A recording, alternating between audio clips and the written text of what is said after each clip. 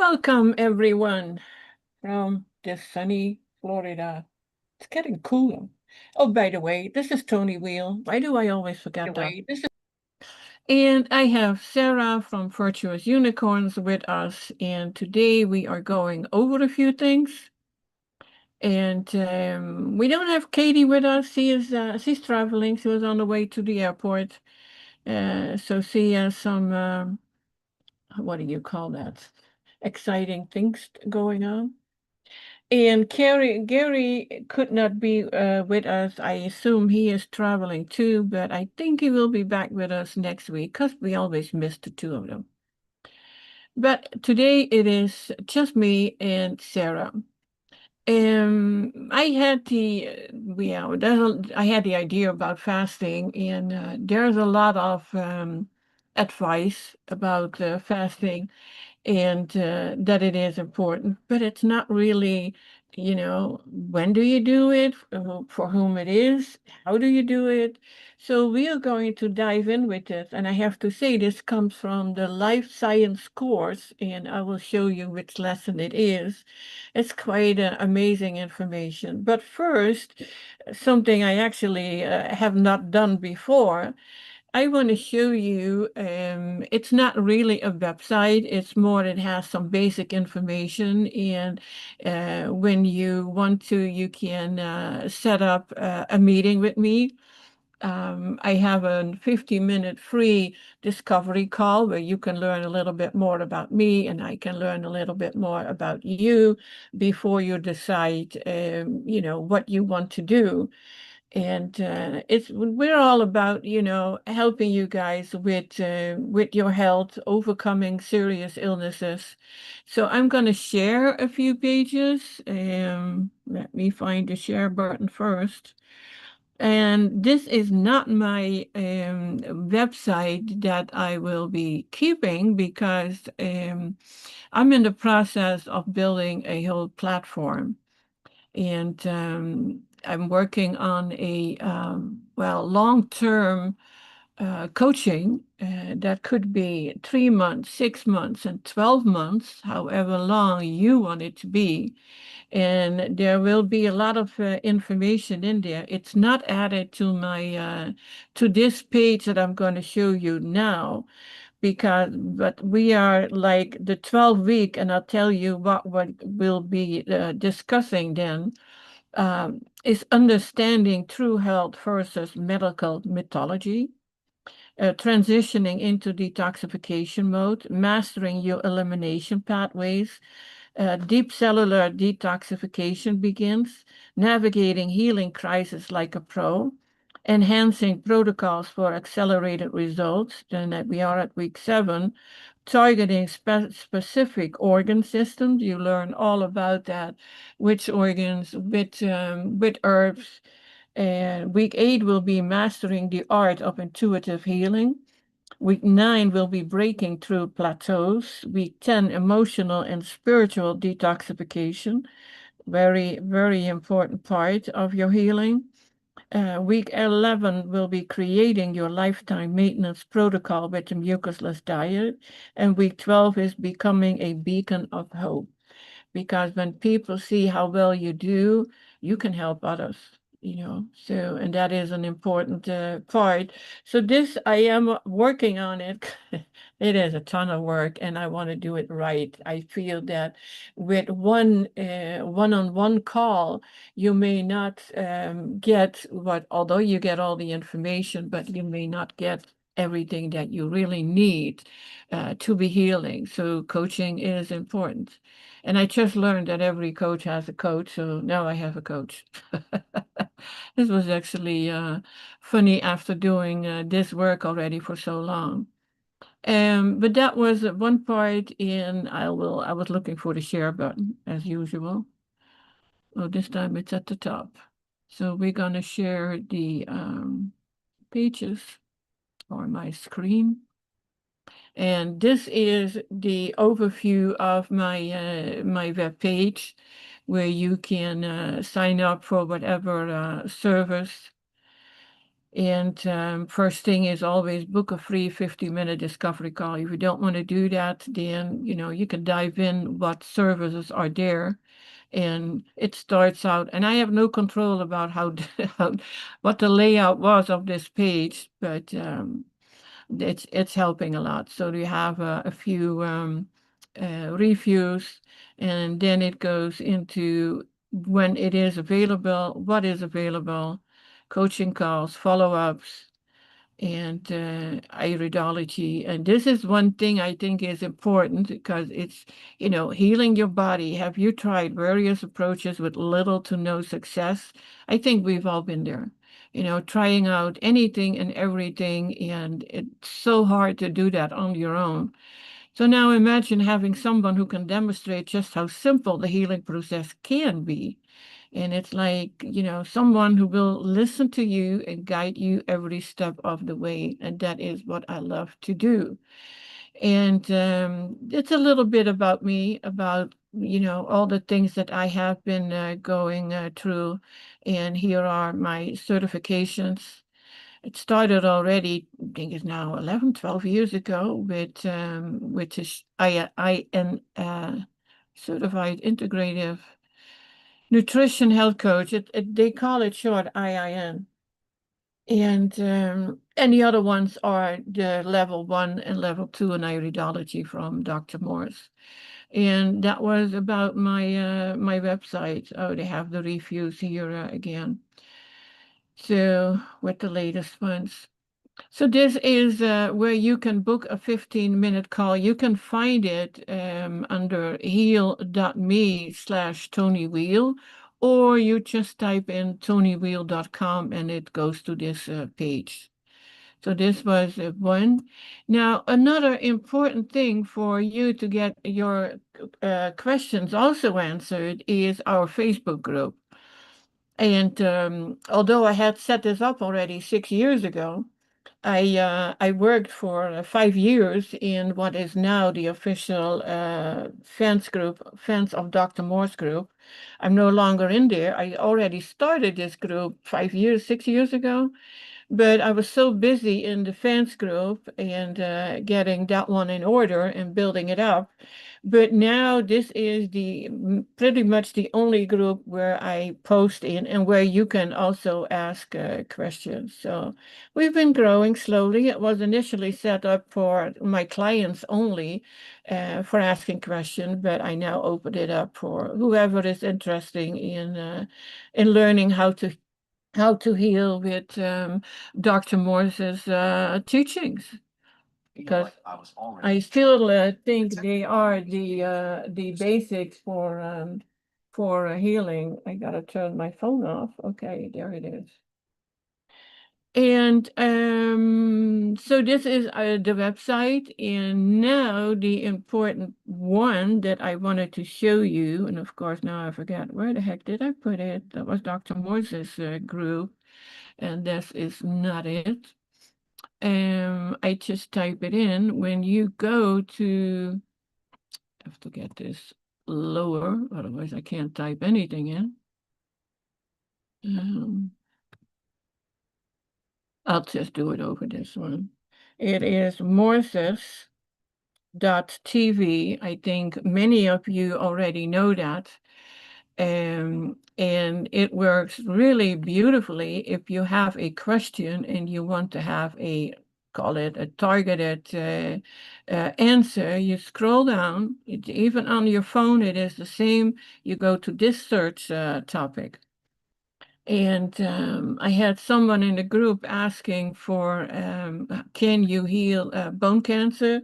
So what you would do is you keep it as short as possible, and you just type in bone cancer, and you get all the videos where Dr. Morse talked about bone cancer. And there are actually 69 results.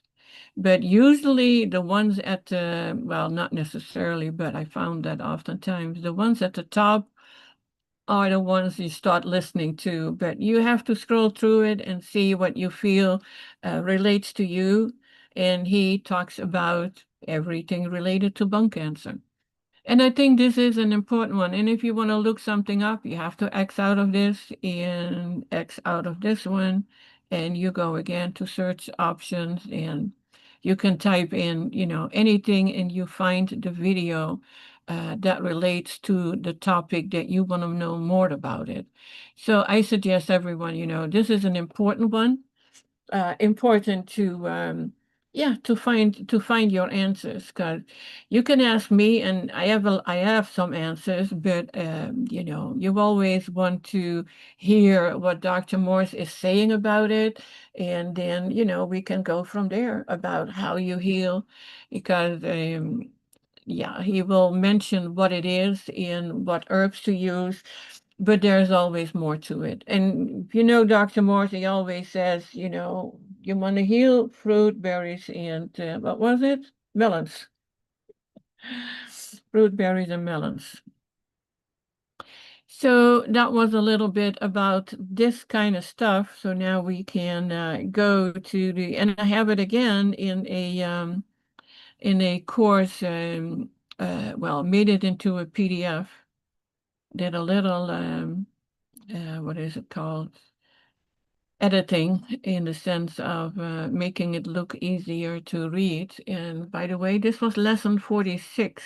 If anyone is ever interested in all these lessons, I have them. I have pretty much all of them. So I can send that out to you as they are, just exactly as I received them. So then they're not edited. So the question was, when do you fast? Well, let's hold on. Sarah, do you have anything to add to the previous things I mentioned? I do not. Okay. I need to be quiet sometimes for 1 to 3 seconds to give you a chance to talk. No, it's not a problem. Okay, it is when to employ fasting. And sometimes, people just dive into a fast. I can see that when you feel really sick and you have the cold or the flu and you don't feel like eating, that's when you fast. That is, stop eating so all the energy can go through healing and doesn't need to go to digesting. And how I think we all heard it as little kids or even as adults when we were sick, and it's like, oh, you have to eat, you have to be strong, and you have to eat. But that is just prolonging it. And I found that with fasting, how much faster you actually heal because all the energy goes into your healing. So it is, and I will read this. I won't read everything, just the things that stand out because it is quite a few pages. And again, for whoever is interested in this, just email me healthywithfruits at gmail.com and I'll send it out to you. And regarding the proper time to fast, Dr. Sheldon, he is actually the one who put this all together, maintained that the time to fast is when it is needed. He states, I am of the decided opinion that delay pays no dividends, that due to the fact that the progressive development of pathological changes in the structures of the body with the consequent impairment of its function does not cease until its cause has been completely and thoroughly removed. So that means not eating at all. Putting off the time for a fast only invites added troubles and makes a longer fast necessary if indeed it does not make the fast futile. I do not believe that any condition of impaired health should be tolerated and permitted to become greater. Now is the time to begin the work of restoring good health, not next week, next summer, or next year. So it is agreed when needed, fasting should begin as soon as possible. But how do you determine when fasting is needed? There will be definite indications that will manifest themselves, and at this point, there will be no question that a fast is required. So it is again, listen to your body. If you don't feel well, it is the time to fast. What is my mouse doing now? Doesn't want to do what I want it to do. Okay, there we go. And it is the absence of hunger. And this is such a big topic always. It's like, when do you need to eat? What is hunger? And in the past, I saw hunger as I have to eat, otherwise I'm going to throw at something. That's not really hunger. So we can assume that when there is no hunger, there's also no physiological need for food. Hunger will be absent when there is no need for food, that's after a meal. And then there is the inability to digest and assimilate food, such as occurs during acute diseases like cold, flus, etc. When hunger is absent, therefore, no food should be taken. And we often eat when we're not even hungry. If food is taken when the body lacks the ability to digest, pu puter putrefaction, God, that is such an odd word for a Dutch person, or fermentation takes place. This will result in the liberation of toxic byproducts from the decomposition within the stomach. Toxins thus liberate into the blood and tissues and contribute to toxicosis. Pain, fever, inflammation, and abdominal distress cause one to lose his normal desire for food. Under such conditions, you should refrain from eating until hunger returns. In acute disease, hunger is not present because the vital energy of the body is diverted into other channels. Since all energies are directed towards healing and repair, there is none to spare to carry on digestive work. Blood is also diverted towards the parts requiring healing. Under these circumstances, digestion is completely suspended, yet food is often taken under medical advice. Really, yeah. It is said that we must eat in order to keep up our strength, and we've all heard that from parents, from doctors, at schools, wherever. In such cases, the food is often vomited or expelled through the digestive tract by means of diarrhea. If not, the food becomes a burden, adding to the poisoning of the body. So that means when you have pain, you have fever, you feel inflammation in your stomach hurts, you fast, you stop eating. And yeah. Even in many cases, during acute and chronic diseases, a person may feel hungry. In reality, it's not hunger that he feels, but a morbid craving for food. Hunger is often misinterpreted by headache, irritability, restlessness, lassitude. That is another word that I don't know.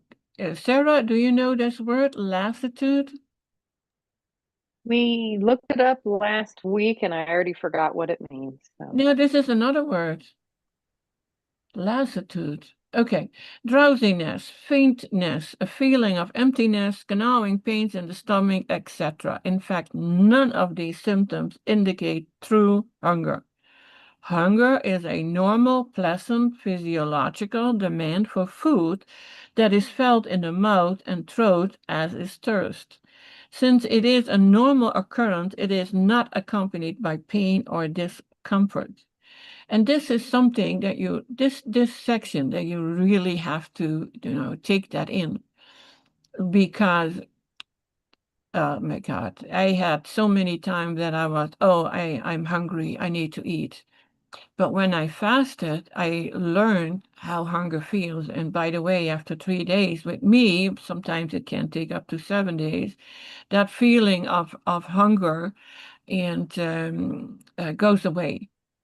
For me, I've done 40-day fast, not feast with fruit, but fast, water fast, lemon water fast. So it can be done and you can be without hunger. And I did it to give my body a better chance to heal. Now, there is hunger versus appetite. One simple method of determining true hunger is to think of how much time has elapsed since the last meal. If you desire to eat while the last meal is still digesting, you are not hungry. If your last meal was a heavy one that included nuts or avocado, your next meal should not be for at least 4 to 5 hours. Because if after 2 hours, say you would add a smoothie, well, you'll feel it. Remember that genuine, yeah, you feel it not in a good way. That is what I needed to say. Remember that genuine hunger is not associated with pain or discomfort. And people do talk about hunger pains, but a healthy individual can easily miss a meal or two without feeling weak or experiencing pain. If he does, it is a true sign or a sure sign that a fast is indicated, followed by a change in eating habits. And what I also noticed that with a fast, I found that once I start eating again, I needed less foods. So now, not 3 meals a day, and sometimes the whole day went by, and I was like, "Oh, I haven't eaten anything." And that is a kind of, yeah, I like that. It's not when you keep losing weight because you're not healthy, then you have to look at it differently. But I was always a few pounds more, so I never worried about that. People who feel faint or experience headaches upon missing a meal are going through withdrawal symptoms from the addictive substances that they ingest with their foods. The more one is addicted to salt, condiments, coffee, tea, etc., the more severe the symptoms. And I remember when I got off the coffee, I had a headache for a week. So, and I hear that from pretty much everyone. So, yeah, definitely withdrawal symptoms. The quickest, surest, and safest method of ridding yourself of these addictions is through a fast. Dr. Susanna W. Dodd stated that the scent of all goners in these cases is not from lack of a nutrient material, but owing the absence of the habitual stimulus. Let me see. And yeah, Dr. Shelton says the truly hungry person had no consciousness of his stomach and does not suffer any morbid symptoms. Indeed, genuine hunger is such a delightful sensation that it's worth going on a fast merely for the pleasure of experiences it. I've done that for a few days. Fasting is interesting, and it is a part of my life. In the coaching course, the 3-month one, we go very deep into all of this. And well, then you have fasting in a acute disease, and a flu. I've had this in my body really needed to get rid of something, and I got pretty sick. So that was when my 42 day actually started. And it was 42 days before my hunger returns of the feeling of, yeah, I would like to eat something. And this was after a period of not eating as I should. The rule of nature in acute diseases is go to bed, keep going, and abstain from all food until hunger returns. I do want to add to that, then I haven't seen it yet, is stay hydrated. Drink enough water. How much is enough? Well, I would say 3, 4 liters, 5 liters, a little over a gallon. And okay, what is he further saying? Fasting in fevers was commonly employed by the Neapolitan physicians over 150 years ago.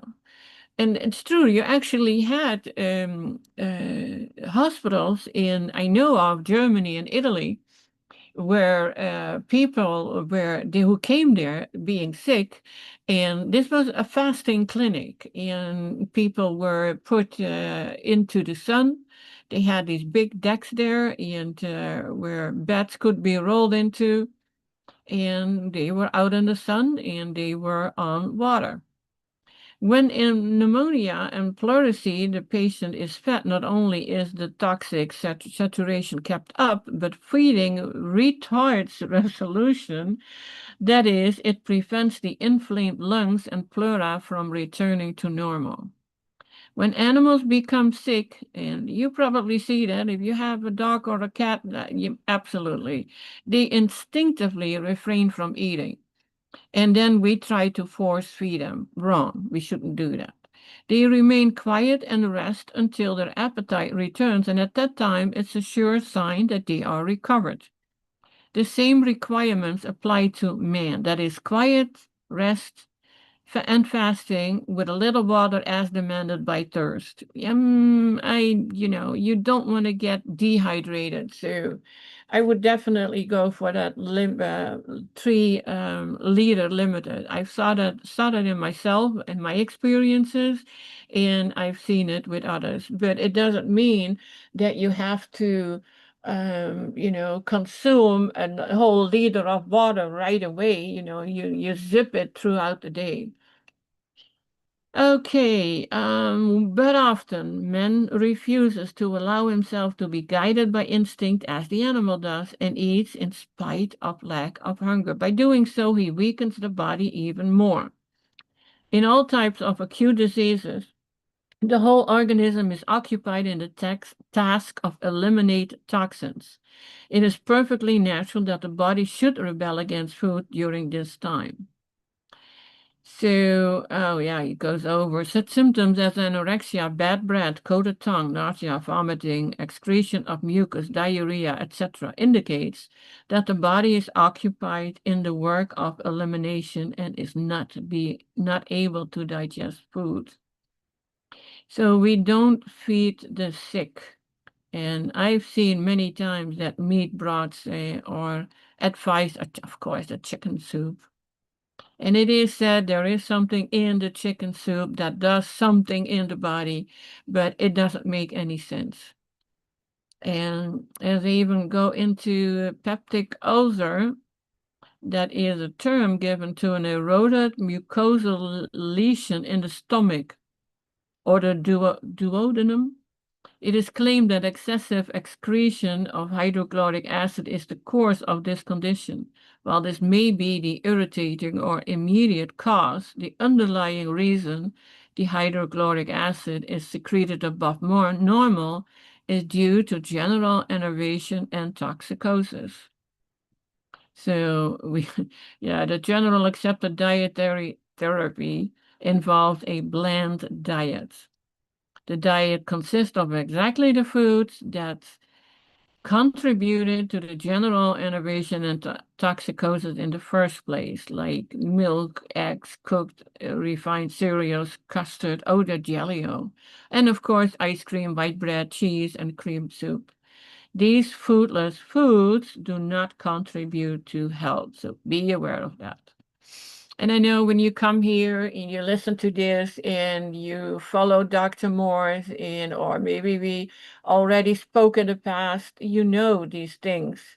But for you to be really aware of it and have experience what it does in your body, it will be easier for you to share with others why they shouldn't eat, and especially if they have, serious symptoms. You can overcome it. Um, they go further in the dietary therapy with the milk, coffee, tea, carbonated beverages, the eggs, cheese, meat, soups, cooked strained vegetable, cooked strained fruits, white refined bread, refined cereals, white rice, macaroni, noodles, spaghetti, and other refined products. Man could live many times longer on water alone than he could on the described diet for diverticulosis. Any value found in the fruits and vegetables are cooked away, and straining and pureeing makes them worse. Again, a fast is indicated, following by correct eating habits, and the body will once again be restored to normal. I have a funny, it's kind of sad anecdote. I had a heart attack. I was taken to the hospital. No, this was actually I broke a bone. And the year before, I had a heart attack. But they could not decide what kind of diet to give me. And so for 3 days, I didn't get food at all. And that was way before I knew about Dr. Morris. I knew about fasting. And I tell you, I came through that surgery, I think much easier than I was on when I would have been on that diet they wanted to give me. And that is another thing. We just heal faster on the correct species, correct foods. All right, pain. Here we have another one, and this is also an experience I had after a bad fall, and I had bruised kidneys, and I fasted because the pain was big fat 10 plus. So I fasted, and I felt that actually the pain was horrible, especially the first 3, 4 days. But after that, and I think that was also due to the fast, it was easier, much easier to handle. After 2 weeks, I was fine. It was good. I fasted 2 weeks then. You have fasted in chronic diseases. If a fast is undertaken when the symptoms of acute disease first manifest themselves and a more healthy lifestyle is adhered to, chronic diseases will not occur. What often happens, however, is that when symptoms of acute illness arise, they are suppressed by various drugs, and the body is never allowed to eliminate its toxic overloads that have accumulated over a period of time due to unhealthy living habits. Due to this constant suppression and continued bad habits, chronic diseases develop. At this point, many people turn to fasting as a last resort. And really, I've been there too. You just ignore it, and before you know, something yeah, almost a constant in your life. In spite of all the abuses that the body has been put through previously, beneficial results occur through a fast at this time. One important feature about fasting in chronic diseases is the marked acceleration of eliminations that occurs. The body is thus speedily freed of its accumulated toxic loads. Symptoms disappear that were sometimes of years standing, and it worked even with depression, with arthritis pain. Although I have to say, when I left out all the nuts and the seeds and the high fats, you already saw improvements, but more improvements so when you go into a fast. I'm not going to read all of this because then we'll be busy for probably the next 4 hours. It's let me scroll through this and fasting to lose weight. I did that when I was in my 20s, and that was 5 weeks. And out of the blue, I did not know anything about fasting. I was in my 20s, so um, probably could handle a bit more physically than when older. But I just straight went into a water fast, and what I was missing at that time was chewing. I didn't even think about chewing the water you just drink. But yeah, this fasting is not only a quick, safe, and effective way to lose weight, but the added benefit of ridding the body of toxic debris is a bonus. Fasting will help the obese individual overcome his food addiction to sugar, caffeine, and junk food and make a smooth transition to a more healthful way of eating. Now, nowadays, we often see, and you can add at any point anything to it, Sarah. What we often see is people dive into a 3-day fast, maybe a week fast, and then go back to what they were eating before. That's not helping you at all. You want to add anything, Sarah? I 100% agree with that. You have to, if you want to change anything, you have to change your lifestyle. And the one thing that I've definitely learned, and I've never fasted before. I mean, maybe like if I was sick, I just didn't feel like eating, but I've never intentionally went on a fast. So I cannot speak from experience, but just from being on fruit alone, how more efficient my body works and how everything does really well is, I mean, it's life changing and it feels amazing. So, but I mean, think about, I know people that eat tons of meat, eat tons of, processed food, cooked foods, all this stuff, and then they'll fast for a weekend, or they'll do it for religious reasons. And then they go right back. And I mean, yeah, you give your body a little bit of a break, but now it's right back into digestion. And then the other thing, too, a 3-day fast, all you've done is just allow your body to clear possibly what you already had stored and backed up in there. And then now you just went ahead and just loaded it back up again. And especially people that do those 3-day fasts, a lot of them like dive in with huge meals because they think they're starving. They haven't done it long enough to get past the mental part of it as well. Yeah, exactly. And I do believe that there is even the slightest benefit, but I think when you stop that 3-day water fast and you start eating a big meal again, you set yourself up for big problems. Hmm. So Yeah. yeah, we hope that we can get people on a healthier lifestyle and not just learn about when to fast and yeah, the whys, well, the why and the when is pretty much the same. Hmm. And I'm a firm believer that you shouldn't do anything just with the only intention of losing weight, because there's a reason why you're holding extra weight, or there's a reason why you're gaining weight or even maintaining weight. And so this needs to be like a whole life changing thing, not just I want to fit into this dress or I need to fit into this suit or something like that. you That you, is, you need yeah. to really look at it from a whole health perspective, a whole body perspective, and then the weight loss is the bonus or the part of it. I don't know the word I'm looking for, but the weight loss comes when your body gets in alignment and you start finding true health. Then your body finds its natural way of losing weight. And what I've started noticing too is I can kind of see like how like what certain people are holding, like if it's their lymphs, I can see it like in their hips, I can see it in their thighs, I can see it, in different areas of them in their midsection, like is the colon working properly? Is the lymphatic system blocked? What they should do and stuff. So I'm very observant of like when I look at people and I can see the same thing with their eyes and their face too. But yes, I mean, it comes with all just health. I mean, there's plenty of people out there that are really small in their midsection, but then they have big hips, big thighs, or they are look like an apple shape or something too. Then you have like digestive stuff and your colon stuff. So there's different things. So that's why like you can't just I'm going to cut calories or I'm going to fast.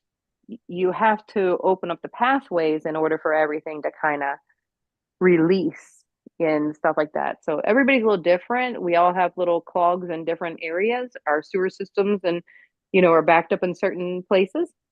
And but the end of the day, it's all our sewer system. So fix the whole entire issue. And then the fasting also, can come with benefits of that. Maybe Tony, the way I might look at fasting is fasting's kind of like if you're like a bodybuilder, I guess, and like you don't first start out with, oh, I'm going to work on this one specific muscle. When you first start out, you're just working on your whole body. And then after you get your whole body, then they start like, okay, now I'm going to target my obliques or my abs or something like that. So I wonder if fasting's like, okay, I work on my whole entire health. And then now that I've done that, now I'm going to throw in some fasting there to kind of give that little extra squeezes or something. Kind of like how we use cilantro to, you give your kidneys a chance to go in and um, what's it called? What do your kidneys do? Filter. You give your kidneys your chance to filter on their own, and if they're not filtering on their own, then you throw in some cilantro there, and then the cilantro goes in and kind of gives them that extra little squeeze or extra little help. Something like that. So I wonder, should we be looking at fasting that way? Hmm. You know, it's Well, not yeah, the very I beginning of your health journey, but right. it's Yeah. something you fine tune it in. It is learning about a healthier lifestyle and wanting that, wanting to heal. I know, and from the hundreds and hundreds of people I talk to, is we always wait until it's really bad. With the first sign. It's like people always think that, having a headache, that's normal. Having a bellyache, stomach ache, back pain, oh, it's normal. It'll go away. Of course Well, it we're does. all guilty of thinking everybody has tomorrow. And the only thing Yeah, we're yeah, promised is right now. yeah, true. And, you feel like, what is that word? Invincible? Like Yep. nothing, but when you're 30, 40, 50 years old, you start thinking differently and you feel it. And my mother lived her whole life with migraines. My sister did too. hmm And my sister lived with yearly pneumonia. And she died a few years ago, and she was my younger sister. And from the outside, you couldn't see it. She looked younger than she was. She looked pretty healthy, but she had these very dehydrated, wrinkly hands when she was not even 30 years old. So that says a lot. And but we ignore all these things. It's like, oh yeah, it is what it is. And my mother had that too, or my grandma had that too. But it is like you're in control of your health now, meaning that doesn't matter what other families had, you can be in control and not get to a point where you have to go from doctor to doctor. I mean, people around me, I live in a 55 plus community. So people are, 80, 90 years old, and I see pretty healthy 90 years old, by the way. I've been a caregiver for 8 years, and he made it till 103 and a half. And it was actually medical intervention that sped up his death, his demise, and that was very sad to see. So yeah, there are people that, despite not eating all fruit, because he ate very limited, but never overdid anything with his food. And being born, like he was born in 1915, life was different. He had a different start. But And a for many different of, food and yeah, not the yeah, processed foods. right, And most people walked, exercised, got sunlight and lots of fresh air. Because oh I hear yeah, that all the time. So and so's 90 years old. He eats eggs every day, bacon, he smokes, he drinks. Oh, but he's a farmer? Oh, okay. So he's outside all the time and he's moving all the time. So yeah, a lot of things do play into a lot of stuff, especially in the older generation. yeah. Yeah, and it is, we were born after the war when a lot of things became very processed. My mom absolutely loved all the cans and jars and only had to open it up, and that was your diet. And, I grew up in the Netherlands, and that was potato, meat, and some veggies. Fruit, yeah, what as kids, what we picked from the trees that were in the area. But it is true that Dr. Morse always says that if you put, say, meat of a cooked potato and a piece of fruit in front of a young child, they will always get the fruit. And we did, I remember walking to school, and that was along a road with blueberries. We were not allowed to pick them before school, but after school was okay. We You all, did you grow up too where they would say like, like don't eat all those grapes, because like fruit was expensive or make sure, those better last the whole week or something. But it yeah, was we always like did. we wanted to eat them all. Right. We in the Netherlands we didn't have grapes. We had occasional oranges, but berries plentiful. And of course apples, they were growing everywhere. I mean, we had a big apple tree right in front of our house, and from the balcony you could just you could just pick them. So that is how we ate. And of course, strawberries. Yeah, well, that's a berry too, like I said. Berries were always plentiful. So that was the fruit that we got and wanted to eat as a child. I mean, fruit was before the really wanting to have a cookie. It was yeah. It was nowadays it's with all snacks and it's all processed. Even the kids get all processed foods. Oh, this made me think of chocolate. This is quite interesting because my husband, he just came home, so he probably hears me saying that. He sent me a little video about that chocolate, cocoa, is actually good for you because it helps with renewing or creating stem cells. Okay, of course, I'm like, okay, now and he loves chocolate. And, well, yeah, I like chocolate too. But there's you would need to have the raw chocolate, not processed or anything. And you have to add something sweet, otherwise it tastes horrible. But Yeah, so anyway, then we don't like that kind of chocolate. right. Yeah, We but don't like the one no, that's actually good for you because if yeah. that were the case, my son would have tons of rebuilt stem cells. Yeah, but this has to do actually with our talk about fasting Hmm. because the idea was that it helps you with what is it, growth hormones. And now you have this, okay, there's a fasting timeline. 4 to 6 hours, blood sugar drops. 10 to 12 hours, liver glycogen use. 12 to 14 hours, rise in ketones. 18 to 20 hours, fat oxidation increases. 22 to 24 hours, liver glycogen depletion. 24 hours, okay, we have a difficult word here. Gluconeogenesis progresses. 24 to 36 hours, growth hormone spike. 36 to 48 hours, okay, autophagy increases. You can tell me how to correctly say this. But 48 to 72 hours, ketosis rises exponentially. Day 3, gluconeogenesis peaks. Day 3 to 5, ketones rise multifold. Day 3 to 5, blood sugar the lowest. After day 5, growth hormone flattens. Day 7, metabolic acidosis. So this is where you really start to get the acids out of your body. And it was interesting to see how that works. So you can see it's like, yeah, 7 days, 7 days would be good to do it.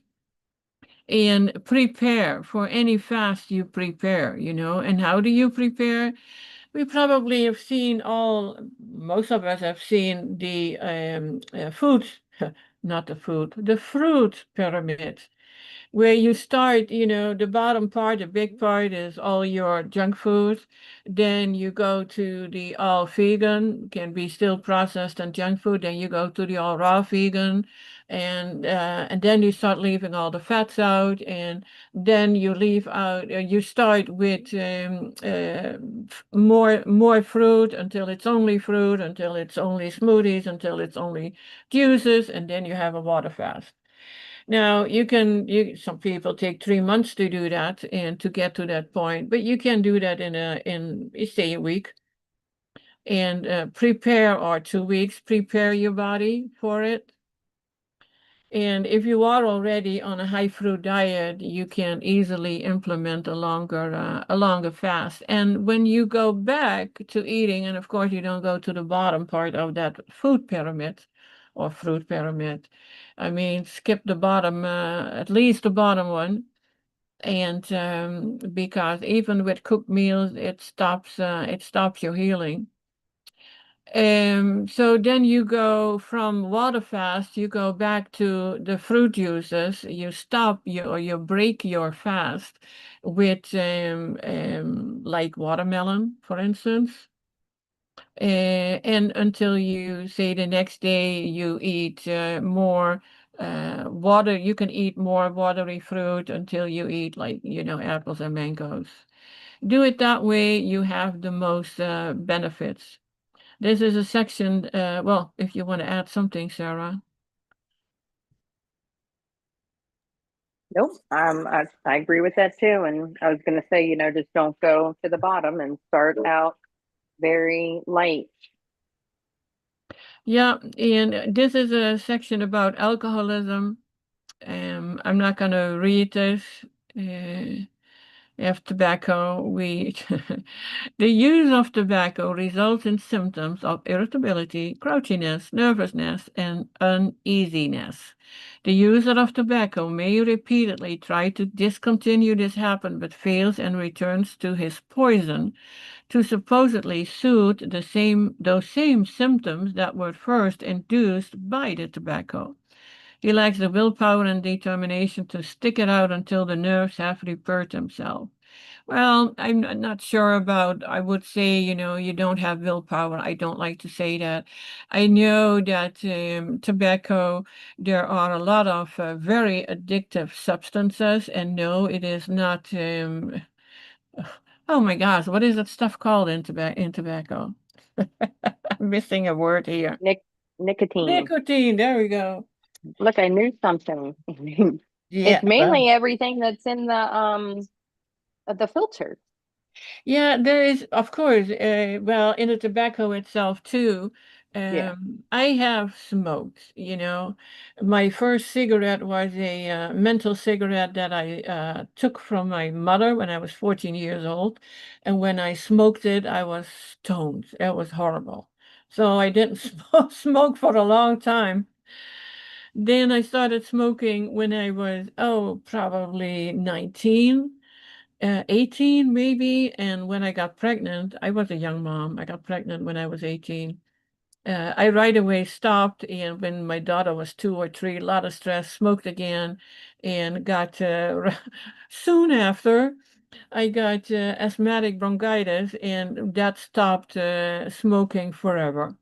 And then I was told, "Oh yeah, you're allergic to smoking. Here are pills." And I was like, "No, thank you. I'll stop." I never smoked again and can't be around smokers. It's yeah, hate it. But there is something that we learned, and Gary talked about that too. It's about the nicotine is not the ones that make you addictive to it, and it's not that destroys your health. And there is a doctor, Dr. Ardis, who claims healing with nicotine. And I don't know about it. I don't have a clear opinion about it, by using certain nicotine patches to overcome illnesses, because I am a firm believer that you do not heal by adding, but by removing things. So that's my idea about the tobacco. Same with other drugs. They say, you cannot be addicted to marijuana, or you can. And I have seen it. And my daughter's father, he lived for smoking marijuana. And you could definitely see his mental decline. The same thing for them too. It's like, yeah, going off the heavy drugs like cocaine and heroin, that's a whole different story. And in the far past, I have helped people getting off heroin, and it's horrible to see what they're going through. So part two of determining who should fast. I think we actually already talked about this.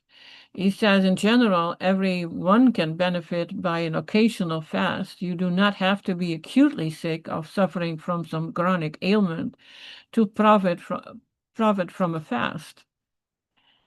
And yeah, it helps the body to restore vital energy, and which cannot be accomplished by rest alone. When the body is greatly fatigued, there is reduced ability to digest food. It would be unwise to eat under circumstances. So actually, we just have to listen to our body. I think we always talk about this, and there are, oh, we live a kind of life that rest is sometimes just not possible. I mean, I'm at an age now, and I had to be very sick to even be able to stop working. Well, I couldn't work. That was, I had to rest. It was like um, there was divine intervention. It's like, okay, if you don't rest now, that's the end of it. So I learned how to rest. So now I really learned it's like, okay, it's time to rest now. And I just let my work go until I was 50, 60, maybe. I was working from getting up until going to bed and not, I was my own boss. I didn't even have to do that, but I just, I just did. That didn't make sense. Now I learned how to listen to your body. So I can see that there are times when you have to work and you have like, well, we call it a 9 to 5 job, but nowadays it's often 7 to 6 or 7 to 7 jobs. You have no time to rest. So when you off work, then do the best that you can with resting and grounding and maybe meditating and hugging that tree or just touching that tree. On your days off, go into nature. Of course, how can I forget the beautiful deep breathing techniques? And there are many, but the basic one is you breathe into your belly and as deep as you can. It's 4 counts in, hold 4 counts, 6 counts out, hold 4 counts and repeat. Do that 10 times in a row, 3, 4 times a day. That will help you too. And that actually, and I learned that from Gary. I didn't even realize how important it was. You always hear about it, but then it's kind of ignored. It's not like the big part of your life, that correct breathing. It And when changed my life. Like it really did. yeah, Because and I when never breathe, and you guys have heard me talk about this yeah. before, is I didn't know how to breathe, and I couldn't believe that. Like I couldn't deep belly breathe standing up for a while. I can only do it laying down. And then even now it's still kind of like different. But I mean, that's like your one of your main ways to get your pump going. So breathing is so important. Yeah, what I was getting to mentioning is that Gary called it is 70% of your detox. That's a lot. That is Yeah, actually how important it is. And honestly, I did not realize that. nor So did I. now everyone who is listening, now you know. So you can't ignore it. Go And watch Gary breathe. yeah, and you can do that at work, when you're at the computer. Anywhere. Yeah, Yeah. wherever you are.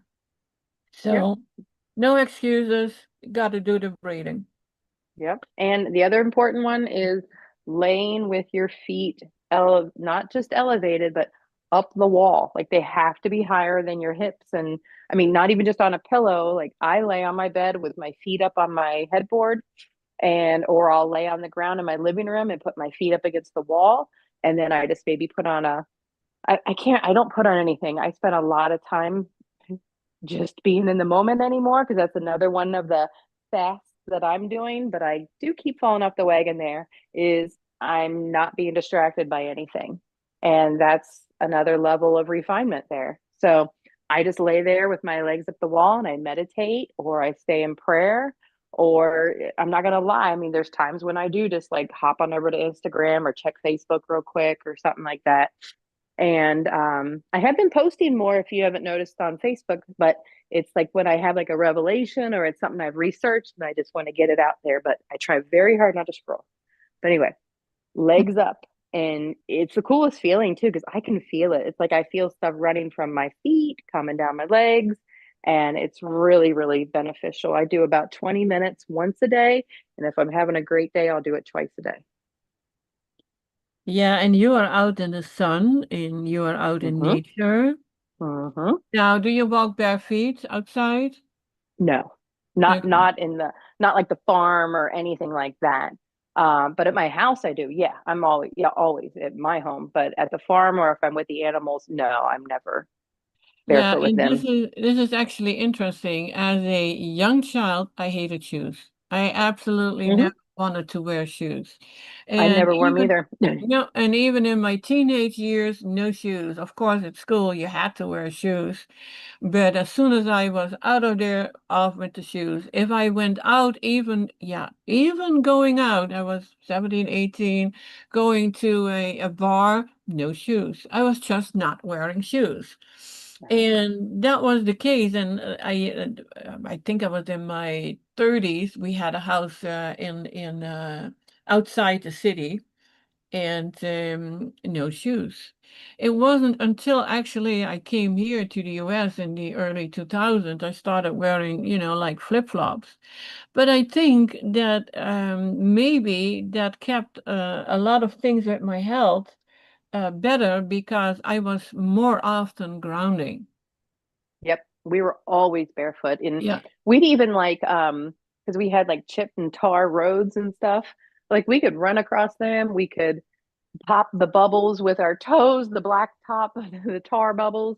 And we'd even like who could stand the longest on the black top. I mean, everybody, we even rode bicycles barefooted. And they were the Oh, ones yeah. back in the 80s that had like the claw feet thing on them, but they were always barefoot. Yeah, I was once in on my motorcycle in France. I had a BMW at the time, an old one, old police BMW. And I was bare feet on it, and that was the Mhm. first and the last time because, of Yeah. course, I burnt my feet. Oh yeah, yeah. Silly. We do Oh yeah. we do stupid things to look cool. Yeah, we do. We do. It was a different time though too. Yeah, you have to go through all these things. I just see a section here about alcohol, and I think we have to I have to go through that. It is alcohol has adverse effects on the nervous system because a lot of people I talk to they still have their beer or their wine, and it's once in a while. But brain nerve cells generate and conduct electricity, transmitting information to the adjacent nerve cells by the release of specific chemicals called neurotransmitters. The receiving cell provides feedback to the transmitting cell regarding the message sent. Each cell can receive and integrate information from many others, a function that alcohol can alter. And there was, oh guys, here's an cirrhosis, like it's a chronic inflammatory disease of the liver, where functioning liver cells are replaced by scar tissue. This can cause a lot of trouble, and you may have cirrhosis and you're not even aware of it. And here is, we often talked about, oh, this is a section about the fatty liver. And that doesn't even have to come from alcohol. Because in early 2000, I was told to have a fatty liver, and I was like, "What? I never drink." And he said, "No, it's a non-alcoholic fatty liver." But it was still a fatty liver. So we have to Yeah. be aware of that, and that's why that a change in lifestyle is so important. But let's go back to what we know with we were already tobacco, other drugs, determining who should fast. And yeah, there is a question, fasting for children. Children, that's what he says, they instinctively know when to fast and for how long.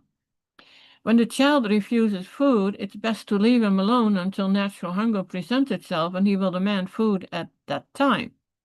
And what do? We take him to the doctor and then child has to eat. Children will lack all desire for food when they are ill, when they are enervated, and toxicosis presents itself in the symptoms of gastritis, enlarged tonsils, constipation, diarrhea, gastritis, feverishness, etc. There will be no demand for food. I don't know if that was in the time when I was, it was in 5 years old, and it was like everyone had taken their tonsils out. And well, that was normal. Now I know why, why you have enlarged tonsils and, because your body is acidic. But my daughter, because I have been always like a health nut, you could say. I was always looking into herbs and in diet and healthier food, and then becoming vegan, and then start, eating cheese again. And but I always ate a lot of bread, but that was never helping. I had a lot of health issues, even though, being aware of what to eat, because you didn't, vegan diet back then, it was like that is healthy. But I was still eating grains, I was still eating bread and cooked food. So no, but the good thing is, like my daughter, she still had her tonsils. But on the other hand, when she was 17, her appendix was taken out. So, the food was still not what it needed to be, but it just showed up in different areas of her body. Okay, let me see, what was this? Sometimes a child will request food even though he's suffering from a cold or flu, but food should not be given until all symptoms have subsided. Yeah, and even it happened even with a baby. It's usually ill because of improper feeding. The same error that adult human makes in regard to themselves is made in regard to the feeding of children. They are fed too often and too much. Like you had to eat 3 times a day, even if you didn't feel like eating, even if you weren't hungry. And we do see that, children, they may suffer from indigestion due to excessive handling, overfeeding, or eating candy or other unwholesome foods. And most of the time, it's not fruit. One of the first signs of such indigestion is noticed by white specks in the bowel movements. This indicates that the milk is not being digested. I did not know that. Well, we learned something today, Sarah. Did you know that? No, I did not. Okay, so we learned something. It is often wise to skip a feeding or two at this point. If the condition is corrected at this point, no adverse consequences will develop and health will be restored promptly. If not corrected, inflammation of the stomach, small intestine, and large intestines may develop. There's another thing with feeding babies. When I had my daughter, like I said, I was a young mom. I was 19 when she was born. And of course, everybody knew things better than a mother's instincts. Now, it is the baby knows when they're hungry and want to eat. But no, we had to feed every so many hours, day and night. And the baby was not directly with mom, it had to be in a separate crib. Now, finally, people are learning that that is not healthy at all. And but you feed at certain hours, then you don't feed instinctively when the child is hungry. Isn't that actually crazy when you think of that? And then you get worried that they are not eating enough because at the time you wanted to feed, the baby didn't want it. And then you get worried. And then you get stressed. And what happened with me was my milk just dried up after 3 months. I had no more. Oh no. It is, these are, it's that instinct, that instinctively knowing what is good. It's like it's been removed. Mm-hmm. It has. It has, true, it has. Oh, by the way, and I haven't said that in the beginning, this is all for entertainment purposes. I'm not a doctor. I don't, what is it, claim to be one. I do know a little bit about food, but I'm not a dietitian either. So I don't tell you what to eat. I educate you in what is available for us, the information, and then you do whatever you want to do because you are the boss over your body, and no doctor or whatever can be, tell you what you need to do. So, And I'm definitely not a doctor. and I only tell you what I do to myself. Yeah, yeah, true, true, true. That is why Mhm. so often I talk about what I have done, and yeah. Oh my gosh, here is like cereal or grain and all starch foods are unwholesome for all human beings. But this diet is especially unfavorable for children and more especially for babies.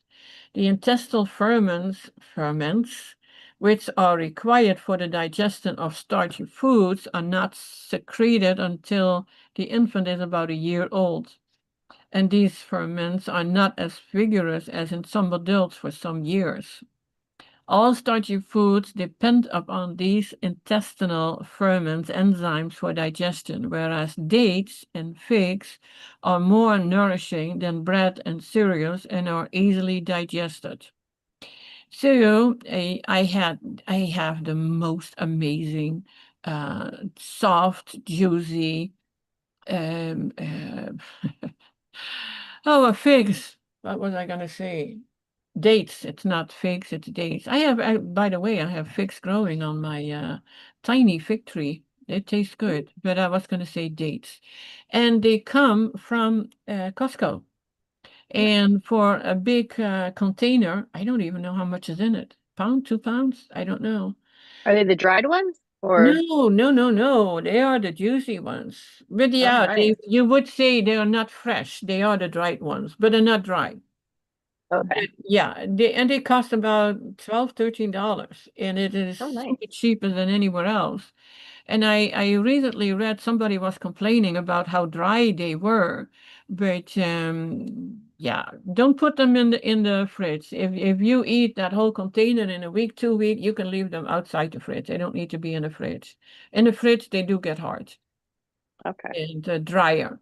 And my gosh, they are so delicious and they are like a meal and they are so healthy for you. Now, the oftentimes that it asks, I am pregnant, can I fast? And people always say, no, you can't. It's not healthy.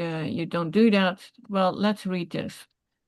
Pregnancy is a normal biological process that should not be accompanied by pain, discomfort, or any abnormal condition. In their natural state, animals do not suffer with nausea and vomiting during pregnancy. By the way, I didn't either. So maybe in my diet back then there was something good. Although I have mentioned that before, I had an apartment right above what was it, a fruit, store, and I pretty much lived on apples. Apples was my to-go-to food. I ate very little other things. Maybe that was why I didn't have any morning sickness. Could be. Primitive women are said to experience no sickness during pregnancy. This indicates that morning sickness and vomiting are not normal developments during pregnancy. If a woman suffers nausea and vomiting, it is not due to the pregnancy, but to the toxicosis that was developed over a period of time before pregnancy. So here is where Dr. Morris often says, if you know that you want to have a child, you want to get pregnant, first take care of yourself.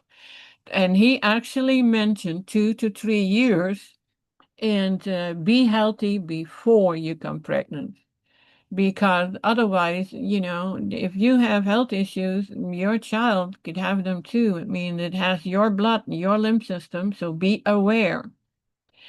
The body attempts to provide the ideal conditions for the developing fetus. It therefore goes about a house cleaning to eliminate toxins that would make these conditions less than perfect. Many changes take place in a woman's body during pregnancy. Glands long dormant awaken to activity. Her whole body undergoes a strengthening, a renovating process. If a woman has been living healthfully, there will be no trace of unpleasant symptoms. If renovating work, I like that expression, is needed, then a fast is called for. A few day fast, longer fast should not be undertaken during pregnancy. It will enable the body to rid itself of toxins and thereby provide suitable surroundings for the fetus. After the fast, if a healthy lifestyle is led, health will be kept throughout pregnancy. So I always, when people ask it, I always say, oh no, you can absolutely not fast. And I always wondered, well, a few days shouldn't make a difference. So anyway, I'm not going to say that, Erid knows everything, but I think a lot of people have experienced days that they didn't want to eat and actually just fasted. But there are also moments that you should not fast. Well, I'm getting thirsty. Well, that's, oh, did you have any, Sarah? I mean, jump in, please.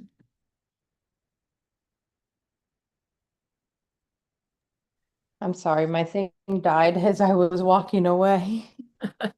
Can you hear me okay? Yeah, we hear you fine. Okay. Yes. All right. What was the last part you said? I'm sorry. It was about fasting for pregnant women. Okay. That's what I thought you said. Yeah. I cannot recommend anything on that because I don't know anything about that. But yeah, so I'm not really sure. I would definitely proceed with precaution and do it supervised because there could be, I mean, I feel like there's too many things that could be going on, especially with, we have no idea how your pregnancy will be going or if there's anything with the baby or anything like that. And I just don't feel comfortable speaking on that subject. No, true, too. But I do, it would be logic that a few days would not hurt anything, and it will help to get rid of toxins. And no, you don't want to go in a big detoxification process, but it will help you getting more on high, what is it, high fruits Mm-hmm. and and the green veggies, and absolutely eat some fats, as in a few nuts, and then we're talking about 2, 3 nuts every other day, maybe. So we tend to overdo it easily. Oh, it's easy to Anyway, overdo it with nuts. But the other thing I would recommend, the same thing every time somebody asks me about children, is I would work with a practitioner directly and do it under the supervision of one of the practitioners. well, the Yep. thing, yeah, with yeah, with yeah, you meaning a detox practitioner? Or are you talking about a doctor? Like a practitioner like you, or like any of the Right, Dr. right. Morris doctors, Yeah. with Well, children or during your pregnancy. I think it's very good to have somebody that can help you with that right. process during those Yeah, delicate because times. there can be so many reasons a child does not want to eat, but it is the same as with have when they have a fever, with a fever maybe slightly higher, we already run to the doctor or get over-the-counter stuff to lower the fever, and you do not want to lower the fever. Yeah, if it gets over 104, then I would be worried. And but then I did do that with my own daughter. My daughter and her father were both sick and had reasonably high fever. And I remember we put him without clothes near a heating source, and I sponged them off the whole body with an herb that was in water, and I forgot what it was. It could easily, because it was everywhere around me, it could even easily be nettle. I'm not quite sure yet. And within, 2 days, they were okay again. And they fasted then. And I think my daughter was maybe 3 years old, but she didn't want to eat. So that was just natural fasting. And so don't, oh, because if you run to a doctor, although there are more doctors now who say that, you just let the fever be and not suppress it. Okay, there are instances where you do not want to fast, and Let me see. Fear of the fast on the part of the patient. Yeah, you don't want the person to get in extreme stress, because that's not helping. But we can teach them about what fasting can do. And yeah, he says here the fast itself often dispels such fears. Now, with extreme emaciation,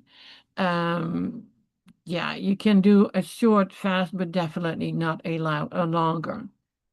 So you keep it short and you just see how it goes. And because we actually learned that was what Dr. Morris was teaching, and I think there was a section that I scrolled by where I even saw it. The body knows what to do. So at some point, even with your detoxing, and people feel they lost a lot of weight, when the body starts to heal, that weight without you changing anything will come back on. It's not that you have to be on high fats to gain weight, because that won't be helping you with your healing. But eating enough, because we're now talking about after the fast, right? When people are, are getting very thin and lost a lot of weight. So if you have lost a lot of weight, yeah, be aware. Don't only do the short fast. I would only do the short fast. Let's say it correctly. In cases of extreme weakness or of extreme degeneration, even in these cases, short fasts often prove to be extremely beneficial, but they should be supervised. So yeah, talk with your doctor about what you would like to do. In the late stages of cancer, even a long fast will not result in health, but may perhaps relieve some discomfort or lengthen life for a few more days. Yeah, this is a whole different topic, and we cannot go into this today. Weakness itself is not a contraindication for fasting, but is a sign that the body is in a state of toxicosis and is ready for an eliminative crisis. In this case, supervised fasting is very beneficial. Persons with heart disease have been known to make full recoveries following a fast, but close supervision is again required. In cases of inactive kidneys accompanied by obesity, it is said that in such cases the tissue may be broken down faster than the kidneys are able to eliminate them.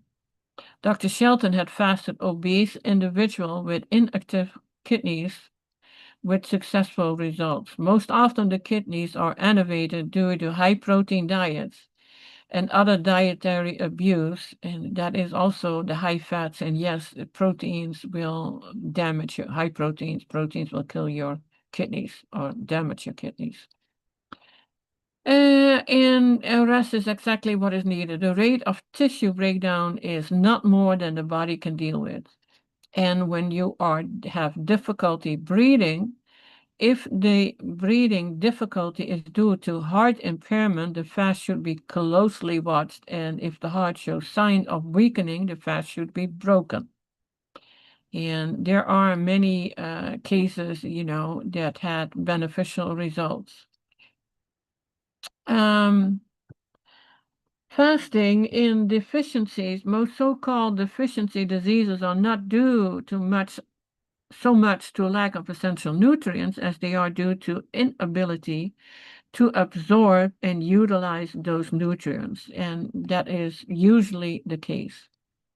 And when you add a whole list of vitamins, supplements, minerals, which I did until I knew better, but I was not absorbing or utilizing anything, and especially not synthetic vitamins, because it's like Dr. Moore said, it's made in a lab, it's inorganic, your body doesn't even know what to do with it.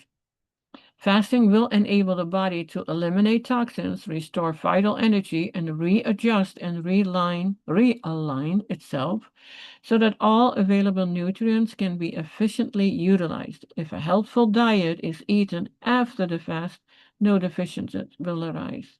And we still hear people about, oh, I need vitamin D, there is no sun.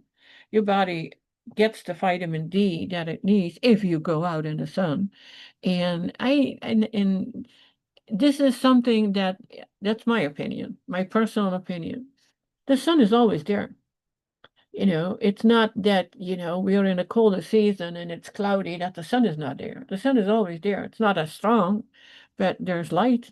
And I really feel that even on cloudy days, it's still beneficial to be outside, unless you go through a big storm or a hurricane, then stay inside. Anyway, in fact, certain vitamin and mineral deficiency have been known to correct themselves during the fast while no food is being taken. The body will normalize itself during the fast and utilize stored nutrients, because we seem to forget that. The body, they store it. I mean, we are designed perfectly. There is no flaws in it. We are not going into this section because we're already at an hour and a half, and I'm only halfway. So let's see what else is there. Yeah, and Yeah, 1:30 is about my cutoff, so yeah, for me too. And it goes into Q&As and about older people. Yeah, I think we can move the rest to next week. Possibly Gary may be there. I'm not quite sure because he has such a busy life right now. And let me see, physical rest. Well, and guys, you can get this whole lesson, and I love to send it to you, and you can read it all yourself. Um, yeah, I put a few things in that was this. Does fasting cure diseases? No, it does not. We cannot claim that it cures disease. But it enables the organisms to heal itself. What then does fasting do? And I put this also right under the video so you can read it, so you can read everything that fasting can help you with. So this is it for today, and I'll stop sharing. You a have lot of good any? information here. Yeah. And thank you, Toni, for Oh, you're cutting out. And now we don't hear you. Oh, can you hear me? Yeah, and now we can. Oh, okay. I said, Gary and Katie, we miss you both and hope you can join us soon. And Toni, thank you so much for pulling all this together. And thank you everyone for listening. Yeah, for Gary and Katie, I hope you have a ton of fun. Yeah. That's also helps with good health, fun. You Oh, need to yeah, enjoy yourself. for There's sure. so many things to be grateful for in your life, and that is a big part of healing. The grateful feeling that you have. All Mhm. right, I would say, guys, till the next time. Much And love, everyone. yeah, and have a wonderful day, week. And we do have some stuff coming up, as in food, Mm, the coming months. those holidays, huh? Yes, don't wait until after the holidays, people, to start your improved life, because you will be so grateful for that too, everything that you learn. So thank you, Sarah, for being here. And yeah, I always love having you guys here. Oh, yes, I And do love too. to everyone. And yeah, till the next time. Bye All bye. right. Bye-bye.